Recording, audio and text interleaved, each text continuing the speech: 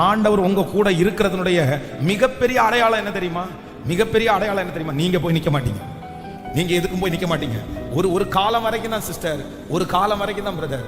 அந்த காலத்தை மட்டும் நீங்க தாண்டிட்டீங்க, அதுக்கப்புறம் பாருங்க உங்களுக்கு நடக்கும். கர்த்தரே எல்லாத்தையும் உங்களை தேடி வர பண்ணுவார்.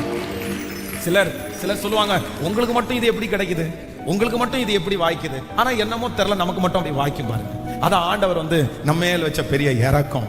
எங்க போனாலும் நம்ம நஷ்டப்பட்டுட்டு வர மாட்டோம். எங்க போனாலும் ஒரு பெஸ்டான ஒரு காரியம் நமக்கு கிடைக்கும். அது கர்த்தர் நம்ம மேல் வைத்த பெரிய கிருபை. இதெல்லாம் நீங்க தனித்தனியா பர்சனலா நீங்க ஜெபம் பண்ணி இதை வாங்கணும். இதெல்லாம் ஆண்டவருடைய ஒரு பெரிய கிரேஸ் சம்பந்தப்பட்டது, கிருபை சம்பந்தப்பட்டது. சில மனுஷங்க தலை மேல அந்த கிருபை இருக்கும்.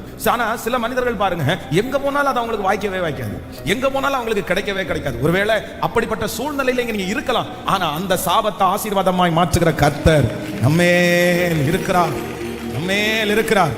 அவர் உங்களை ஆசீர்வதிப்பார். ஆனால் நான் நம்புகிறேன், தேடி வர பண்ணுகிற கர்த்தர், தேடி வர பண்ணுகிற கர்த்தர். ஊழியத்திற்காக நம்ம தேடி தேடி போய் ஆத்துமாக்களை சந்திக்கலாம். கர்த்தருடைய ஊழியத்தை தேடி தேடி போய் நம்ம செய்யலாம். அதெல்லாம் தப்பு இல்லை. நான் சொல்றது உங்களுக்கு புரியும்னு நினைக்கிறேன்.